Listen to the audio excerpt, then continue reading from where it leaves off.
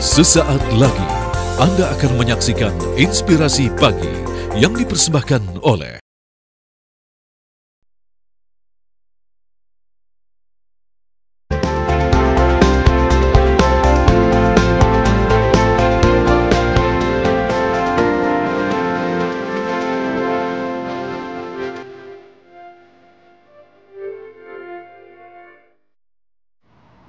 Selamat pagi pemirsa, senang rasanya di pagi hari ini tentunya dapat kembali lagi menemani Anda dengan sejumlah informasi menarik dan juga inspiratif selama 30 menit ke depan bersama saya Reihana Mezia. Inilah dia Inspirasi Pagi.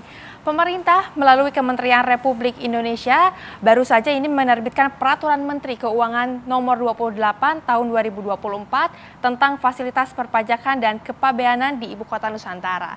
Nah, di pagi hari ini saya akan mengajak Anda pemirsa untuk berbincang langsung ini mengenai insentif perpajakan untuk pelaku usaha di IKN bersama dengan narasumber saya yang sudah bergabung di pagi hari ini yang sangat luar biasa. Ada Ibu Dwi Astuti selaku Direktur Penyuluhan, Pelayanan dan Hubungan Masyarakat di Direktorat Jenderal Perpajakan. Selamat pagi Ibu Dwi Astuti. Selamat pagi Reihana. Bagaimana kabarnya Ibu di pagi hari ini? Kabar baik, terima kasih. Kabar baik, alhamdulillah ya. Alhamdulillah. Nah, Bu Dwi mungkin berbicara mengenai Peraturan Menteri Keuangan Nomor 28 Tahun 2024 ini. Nah, pemerintah diketahui akan memberikan insentif fiskal di ibu kota negara.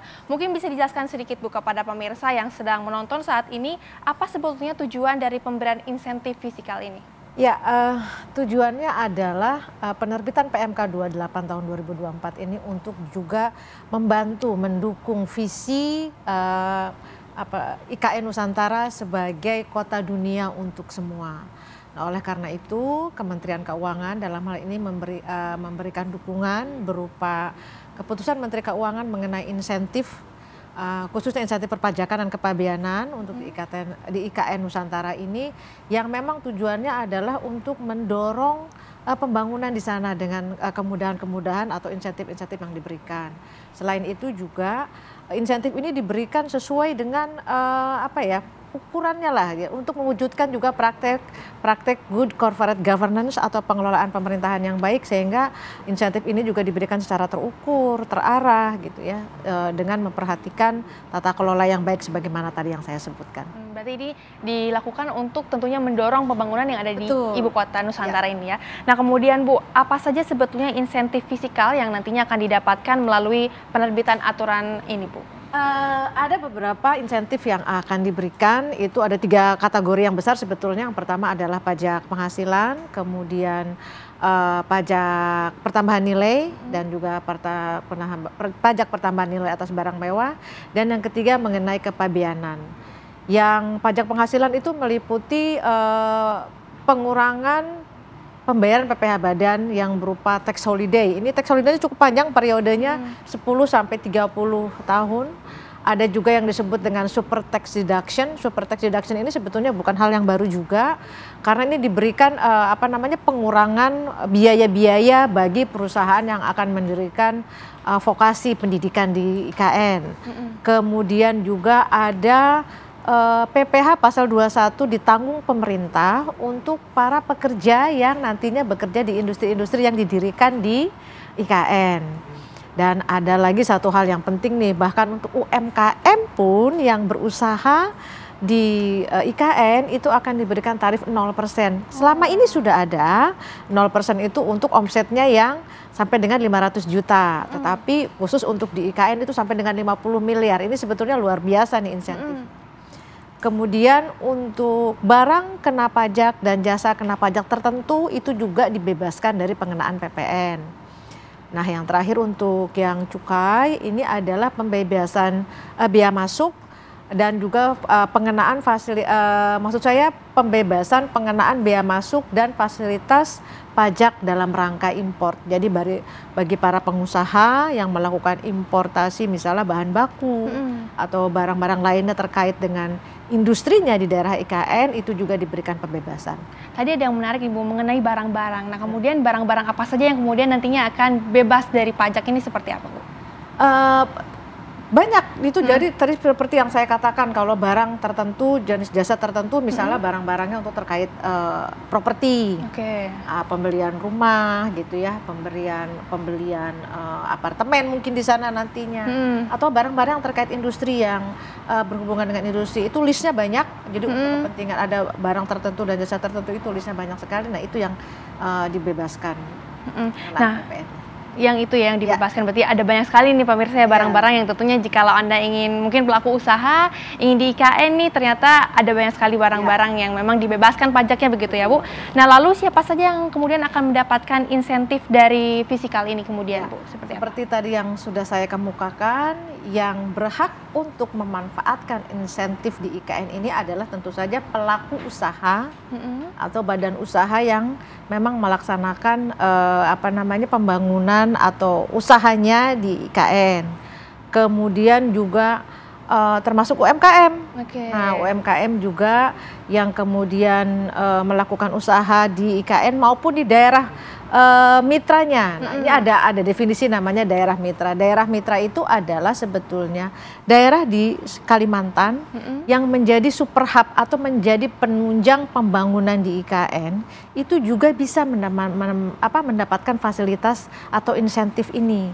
Itu. Kemudian juga tadi yang bisa memanfaatkan siapa? Karyawan, pegawai dari industri-industri yang didirikan di IKN. Itu juga bisa mendapatkan PPh ditanggung oleh pemerintah untuk gajinya atau sebagai karyawannya. Nah, jadi pada intinya yang bisa memanfaatkan itu siapapun sebetulnya. Orang atau badan yang memang didirikan di sana dan melakukan usaha di sana. Kalau untuk daerah penyangga seperti apa, Bu? Ya sama juga. Jadi kalau di sini istilahnya itu daerah mitra. Daerah mitra. Ya. Nantinya apakah pengajuannya akan langsung ke Direktorat Jenderal Pajak atau sendiri gitu, Bu? Nah, ini untuk pengajuannya ada yang kita sebut dengan sistemnya SSO, Online Single Submission, OSS tadi SSO, OSS Online Single Submission. Jadi nanti pengajuan itu secara online. Nah, ini sebetulnya memenuhi prinsip kepastian hukum, kemudahan gitu ya. Jadi dan juga trust but verify, dalam artian begini. Kami mempercayai apa yang diajukan oleh para pelaku usaha ini secara online, dan nanti belakangan baru kita verify benar apa enggak. Nah, dengan pengajuan yang online ini diharapkan pengajuannya menjadi lebih mudah. Kemudian juga persyaratannya juga pastinya juga lebih mudah, karena dokumen-dokumen yang disertakan juga hanya dokumen-dokumen inti saja. Jadi ini juga less paper nantinya, dan tentu saja periode pengajuannya waktunya juga akan menjadi lebih singkat, karena tidak perlu harus datang gitu ya. Jadi untuk luar biasa sekali ya, Bu, insentif ini itu secara sangat mudah sekali. Nah, kita juga masih akan terus membahas nih pemirsa, terutama ini yang mengenai tax holiday. Tapi Bu Dwi Astuti jangan dulu dijawab, karena Inspirasi Pagi akan kembali lagi pemirsa setelah jeda berikut ini.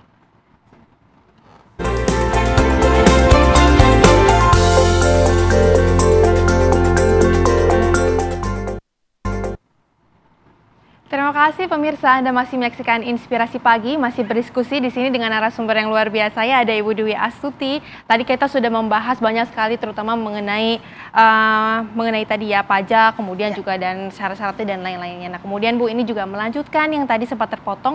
Nah, salah satu insentif yang sedang disorot saat ini adalah mengenai tax holiday. Nah, maksimal ini diketahui hingga 30 tahun. Kemudian bidang usaha apa aja Bu yang nantinya akan dapat memanfaatkan tax holiday ini? Seperti apa? Jadi untuk tax holiday ini yang bisa memanfaatkan adalah untuk yang di wilayah IKN Nusantara maupun di daerah mitra itu oleh wajib pajak dalam negeri, ada kriterianya juga. Jadi untuk minimal investasinya 10 miliar di IKN gitu ya. Ini investasi 10 miliar untuk WP dalam negeri ini menurut saya sangat bisa dilakukan lah gitu ya. Dan kemudian bisa mendapatkan tax holiday sampai dengan 100%. Artinya dalam artian tidak membayar pajaknya itu sampai 100%. Tetapi ada kriterianya. Nah, yang pertama adalah pembebasan itu bisa didapatkan selama 30 tahun di IKN atau 25 tahun di daerah mitra kalau dia berusaha di bidang infrastruktur dan layanan umum. Itu 25 tahun. Itu 30 di IKN, 25 tahun di daerah mitra. Pembebasannya ya yang 100% itu. Misalnya membangun pembangkit listrik, misalnya jalan tol, pokoknya sifatnya untuk umum, bandara, penyediaan air bersih. Itu fasilitasnya 30 tahun atau 25 tahun 100%. Dan kemudian kalau pembebasan 20 tahun itu untuk industri yang membangkitkan kegiatan ekonomi. Nah, ini contohnya misalnya kalau bangun hotel, bangun pusat perbelanjaan, kemudian misalnya pengisian bahan bakar gitu ya, ataupun termasuk yang ngecas mobil listrik. Oh iya, sekarang sedang marak juga. Sedang marak juga, itu diberi fasilitas sampai dengan 20 tahun. Nah yang di luar itu diberi pembebasan sampai dengan 10 tahun, misalnya budidaya pertanian, perkebunan, atau pariwisata, kan boleh ya, misalnya di sana ada pariwisata itu, pokoknya industri-industri di luar yang tadi diberikan 30 tahun dan 20 tahun itu akan mendapatkan fasilitas selama 10 tahun. Berarti memang beda-beda ya Bu ya, setiap kategorinya. Tergantung industrinya. Tergantung industrinya seperti apa. Nah kemudian Bu, ini juga tidak menutup kemungkinan kalau adanya investor asing. Nah kemudian kalau investor asing masuk ke Indonesia atau terutama ke IKN ini seperti apa ketentuannya Bu? Nah itu ada ketentuan tersendiri, tadi yang saya sampaikan adalah yang dari dalam negeri. Jadi kalau misalnya investor asing itu pasti ada tata kelolanya sendiri. Tadi saya sampaikan sesuai dengan good governance-nya, dan barangkali nanti itu bisa mengacu ketentuan yang ditetapkan oleh Badan Penanaman Modal di Indonesia. Oke, luar biasa sekali ya Bu ya. Nah sebelumnya juga ada yang menarik nih Bu mengenai insentif fiskal ini yang diberikan untuk UMKM. Selain tadi kan tadi kita sudah membahas tax holiday, kemudian juga ini untuk UMKM. Mungkin Bu boleh dijelaskan sedikit lebih rinci apa saja sebetulnya nantinya fasilitas yang kemudian akan diberikan kepada UMKM ini seperti apa? UMKM, kalau misalnya sekarang kan di daerah lain juga UMKM itu tarifnya 0% sampai dengan ini omsetnya 500 juta ya, itu tarifnya 0%, dan kemudian 500 sampai 4,8 miliar itu 0,5%. Nah, kalau berusaha atau melakukan kegiatan usaha di IKN, itu fasilitasnya pembebasan atau tarif 0%-nya itu sampai dengan omsetnya 50 M. Oh, berarti ada ini peningkatan aja, jadi luar biasa ini gitu ya. Kalau yang di daerah lain cuma sampai dengan 500 juta, kalau di IKN berkali lipat kenaikannya sampai dengan omset 50 M. Dan ini fasilitas yang sangat luar biasa sebetulnya. Dan kalaupun misalnya nanti UMKM ini juga adalah PKP, memilih sebagai pengusaha kena pajak, itu juga untuk transaksi-transaksi PPN-nya itu akan juga diberikan insentif tidak kena pajak. Selama PPN berapa khususnya, tahun itu? ya tidak dipungut atau tidak dipungut PPN-nya. Jadi ini adalah insentif yang sangat luar biasa ya untuk para pelaku UMKM. Ada satu lagi sebetulnya yang tadi belum saya sebutkan, ada tax holiday 100% sampai dengan 25 tahun itu untuk sektor perbankan maupun perbankan syariah.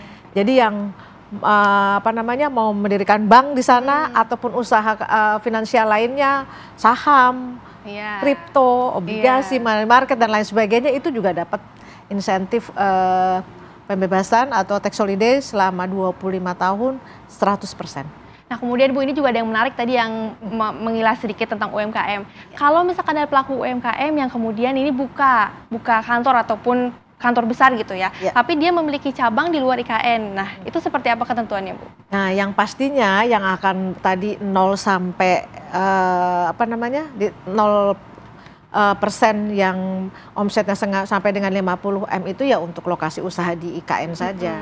Di luar IKN misalnya bisa saja UMKM-nya punya usaha juga di Bandung atau di Jakarta atau di daerah lain, ya tetap saja itu dikenakan tarif yang normal sesuai dengan ketentuan yang berlaku. Nah kalau sebaliknya gimana Bu? Kalau misalkan kantor pusat di Jakarta kemudian dia membuka cabang di IKN seperti apa Bu? Ya sama saja. Sama saja berarti ya. Jadi intinya adalah untuk kegiatan usaha yang dilakukan di IKN. Nah, ini ada pertanyaan yang masuk nih, yang ditunggu-tunggu juga nih Bu. Selain untuk UMKM tadi sudah dibahas, kemudian juga untuk pengusaha, insentif fiskal ini juga diberikan bagi para karyawan. Mungkin bisa dijelaskan sedikit Bu, Ya. seperti apa? Ini kabar gembira juga untuk Iya, para karyawan. betul. Jadi nanti para karyawan yang bekerja di IKN sampai dengan Desember 2035 itu PPh pasal 21-nya itu ditanggung pemerintah. Jadi potensial gajinya lebih tinggi di IKN sangat mungkin nih gitu ya. Biasa ya Bu ya. Jadi ya kalau misalnya gajinya 10 juta. Kalau di daerah di luar IKN dikenakan pajak PPh pasal 21 sama tarifnya sebetulnya. Tarif terbawah misalnya 5%. Nah, kalau di daerah lain itu dipotong pajaknya 5%, kalau di IKN itu ditanggung pemerintah pajaknya. Bukan berarti tidak dipotong ya, tetap dipotong 5% tetapi dibayarin sama pemerintah. Hingga 2035. Jadi hingga 2035. Jadi yang dibawa utuh 10 juta gitu. Karena tadi pajaknya ditanggung oleh pemerintah. Jadi ini juga adalah insentif yang sangat luar biasa buat para pekerja dan ini kita pernah lakukan kok. Waktu Covid kan ada juga tuh insentif PPh pasal 21 ditanggung oleh pemerintah ya. Nah, ini sekarang dilakukan kembali oleh pemerintah karena ini memang memberikan manfaat yang sangat besar buat para pekerja atau para karyawan dan tidak tanggung-tanggung 10 tahun loh. Iya Bu, sampai betul. Desember 2035. Berlaku juga ini untuk karyawan kontrak dan karyawan tetap atau seperti apa? Semua karyawan mau kontrak mau tetap itu pajaknya ditanggung pemerintah. Wah, luar biasa banget ya Bu. Nah, Anda juga masih punya waktu nih pemirsa jikalau ingin pindah ke IKN ya tentunya ada banyak sekali fasilitas yang dapat diberikan, terutama salah satunya adalah pajak. Nah, kita juga masih akan terus melanjutkan diskusi dengan Ibu Dewi Astuti, tapi pemirsa jangan kemana-mana karena Inspirasi Pagi akan kembali lagi setelah jeda berikut ini.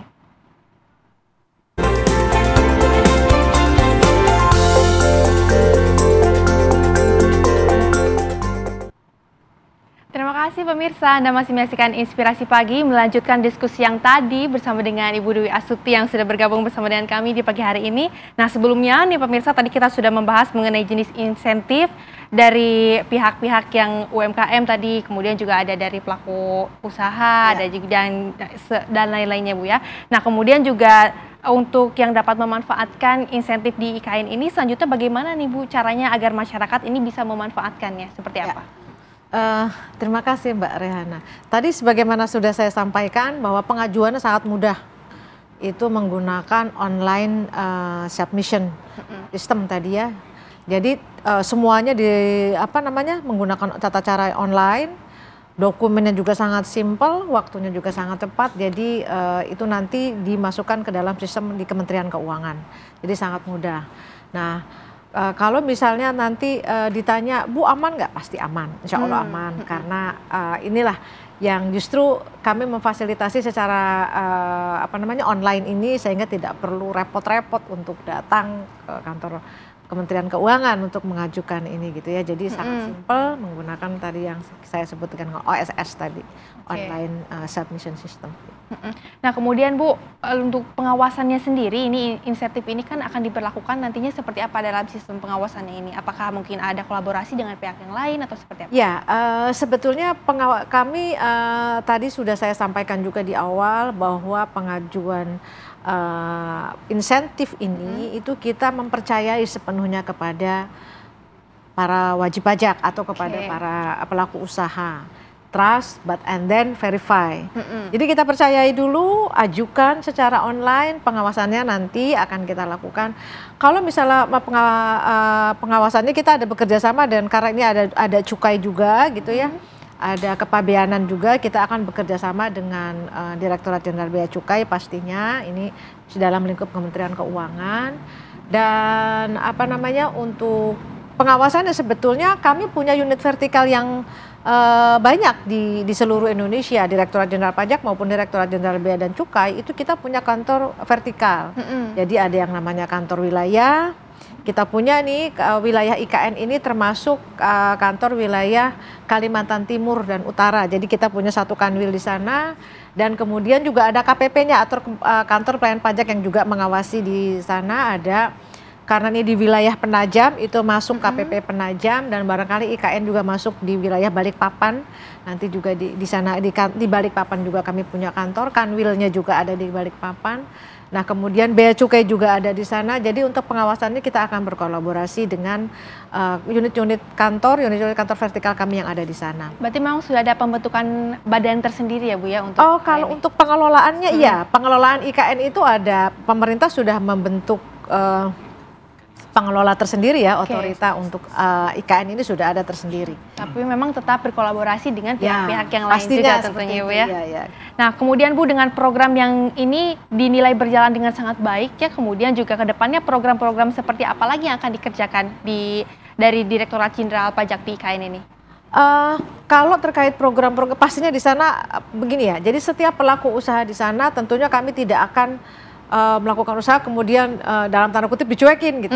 Pastinya kalau misalnya ada kebutuhan edukasi, ada kebutuhan informasi, Direktorat Jenderal Pajak maupun Direktorat Jenderal Bea Cukai gitu ya, itu akan selalu siap memberikan informasi. Dalam artian kami akan dengan diwakili oleh unit kantor vertikal yang ada di sana, kebutuhan apapun terkait informasi, terkait edukasi itu teman-teman pasti akan bersedia untuk bekerja sama dan memberikan edukasi maupun pelayanan kepada pelaku usaha yang ada di sana.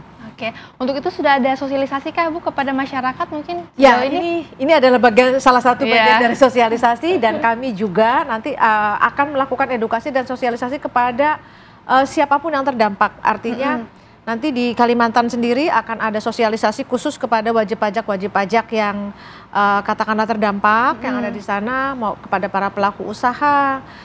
Pastinya kami akan melakukan edukasi itu dan memberikan penjelasan yang lebih detail daripada yang tadi saya sampaikan gitu ya, akan lebih detail lagi disampaikan kepada teman-teman. Selain itu juga tadi saya sampaikan jangan ragu-ragu untuk bertanya kepada unit vertikal kantor kami yang ada di Kalimantan gitu ya, khususnya di Balikpapan, yang nantinya pasti akan memberikan penjelasan yang disampaikan oleh pelaku usaha. Mungkin untuk yang terdampaknya sendiri seperti apa nih Bu?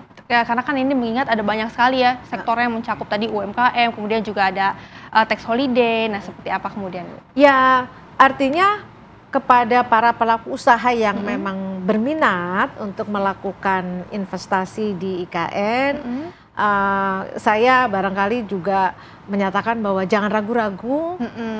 Kami sudah juga katakanlah menyiapkan infrastrukturnya terkait pengajuannya, dan kemudian juga good governance-nya, tata kelolanya juga kami jaga, persyaratannya juga sangat mudah, insentif ini sangat panjang diberikan, dan 100% pengurangannya. Jadi menurut saya ini adalah insentif yang sangat luar biasa untuk bisa dimanfaatkan oleh para pelaku usaha, maupun juga untuk nanti siapapun yang mau bekerja di IKN.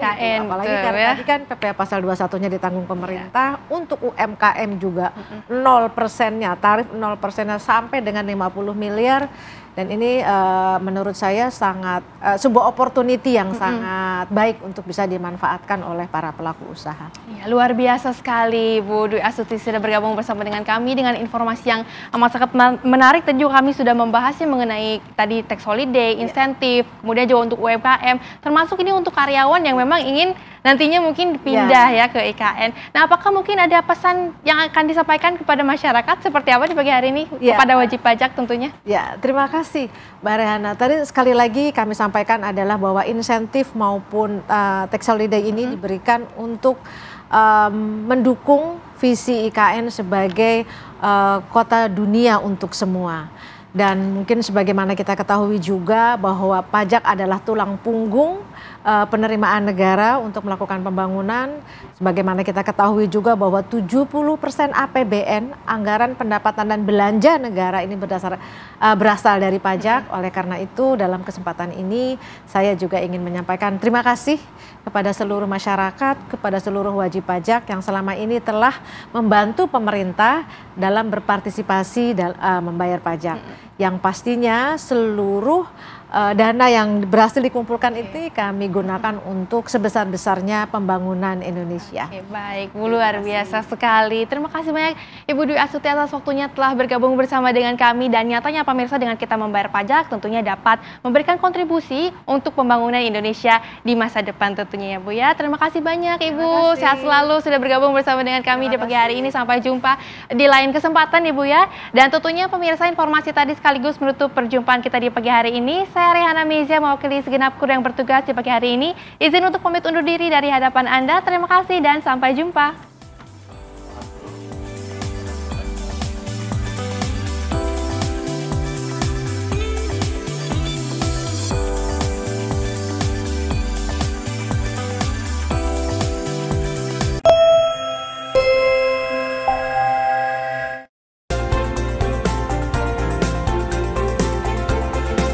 Anda baru saja menyaksikan Inspirasi Pagi yang dipersembahkan oleh